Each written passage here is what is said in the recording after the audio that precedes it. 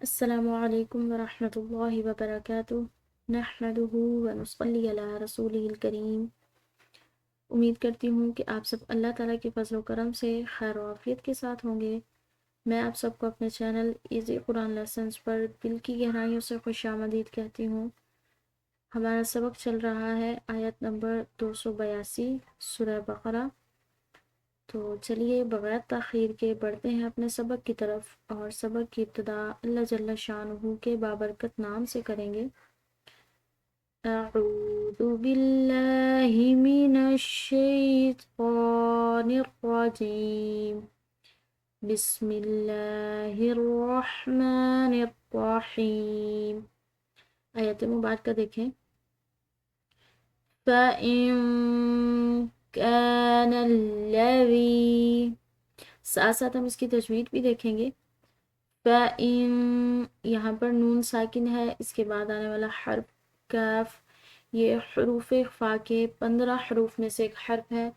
تو جہاں پر بھی نون ساکن کے بعد ان حروف میں سے کوئی حرف آ جاتا ہے تو وہاں پر اخفا کیا جاتا ہے، یعنی کہ اس نون ساکن کی آواز کو یا تنوین کی آواز کو جو ہے مخفی کر کے چھپا کر نکالا جاتا ہے۔ اس کو ہم پڑھیں گے فَإِن كَانَ الَّذِي، ذال یہ نرم حروف میں سے ہے، اس کے بعد یا ساکن ہے، یہ یا ساکن یا مدہ ہے کیونکہ اس کے پیچھے کا حرف جو ہے وہ زیر کے ساتھ ہے۔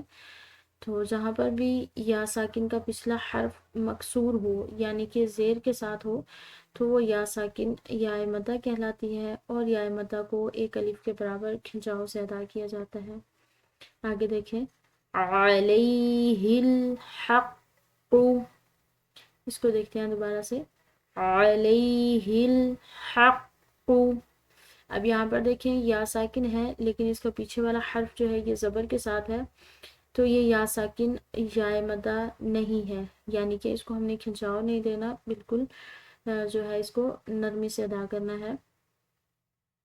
علیہ الحق، قوف حلقیہ حروف میں سے حلق سے ادا کریں گے۔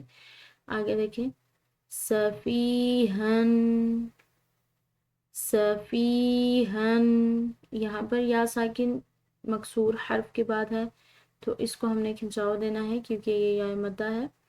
سفیہن، آگے دیکھیں او ضعیفن، یہاں پر بھی یا ساکن یا مدہ ہے کیونکہ مکسور حرف کے بعد ہے تو اس کو ایک الف کے برابر لمبا ادا کریں گے۔ یہ موٹے اور پر حروف میں سے ہے۔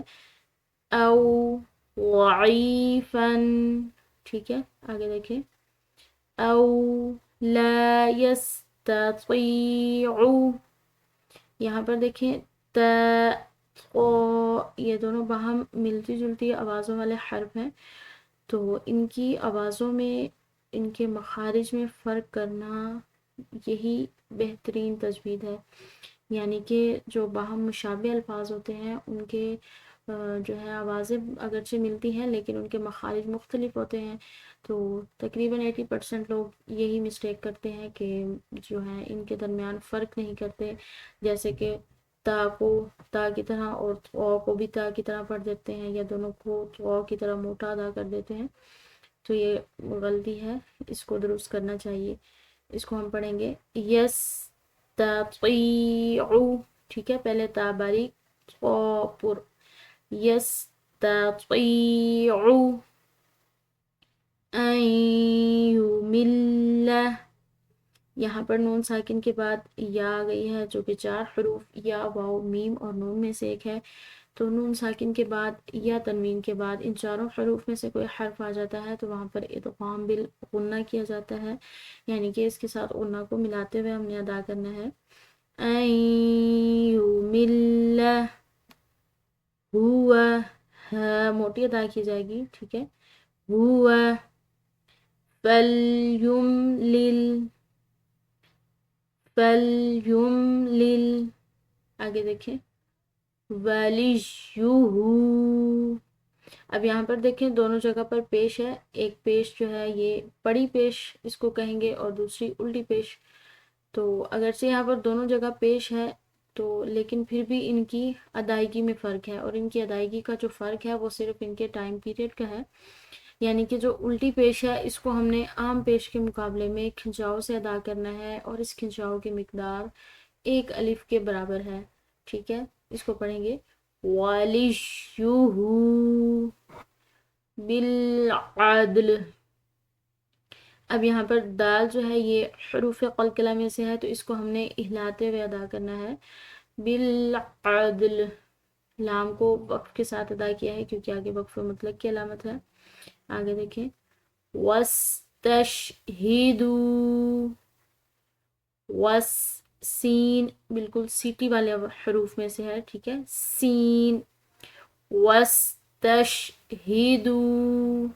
یہاں پر واو ساکن یہ مضموم حرف کے بعد ہے، تو یہ واو ساکن واو مدہ ہے، کیونکہ جو واو ساکن ہو اور اس کے پیچھے والا حرف جو ہے وہ پیش کے ساتھ ہو تو وہ واو ساکن واو مدہ کہلاتی ہے، اور واو مدہ کو 1 الف کے برابر کھنچاؤ سے ادا کیا جاتا ہے۔ آگے دیکھیں شہیدینی، شہیدینی، یہاں پر ایک یا ساکن یہ یا مدہ ہے، اور دوسری یا ساکن جو ہے یہ یا مدہ نہیں ہے۔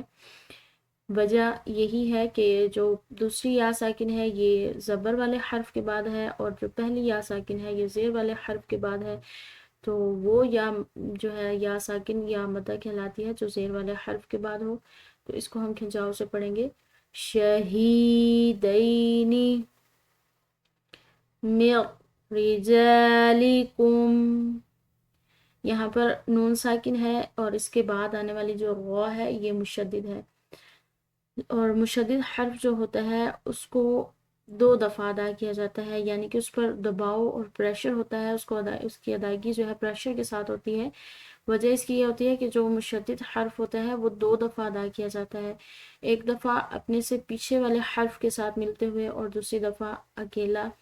لیکن یہاں پر جو ہے غو مشدد اس کا پیچھے والا حرف ساکن ہے، تو اس غو مشدد کو ہم اس ساکن حرف کے پیچھے والے حرف یعنی کہ میم کے ساتھ ملائیں گے، تو جب غو کو میم کے ساتھ ملائیں گے تو درمیان میں آنے والی جو یہ نون ساکن ہے یہ بالکل خاموش ہو جائے گی، اس کی آواز نہیں ہوگی، یعنی کہ میم کو غو کے ساتھ ملائیں گے، نون کو ختم، ایسے پڑھیں گے میر، ٹھیک ہے۔ اگر ہم اس کو پڑھیں من رجالکم تو یہ غلط ہوگا، اس کو ہم پڑھیں گے میر رجالکم۔ یہاں پر وقف جائز کی علامت ہے، اور وقف جائز کی علامت پر ٹھہراؤ بہتر ہوتا ہے۔ اس کے ساتھ ہی ہمارا آج کا سبق اختتام کو پہنچا۔ امید ہے کہ آپ کو آج کا سبق بہت اچھے طریقے سے سمجھ آ گیا ہوگا۔ اگر آپ چینل پہ نئے ہیں اور ابھی تک چینل کو سبسکرائب نہیں کیا تو چینل کو سبسکرائب کیجیے اور ویڈیو کو لائک کیجیے، اور ان ویڈیوز کو زیادہ سے زیادہ شیئر کیجیے تاکہ زیادہ سے زیادہ لوگ اس کار خیر سے مستفید ہوں، جو کہ آپ کے لیے صدقہ جاریہ بن جائے۔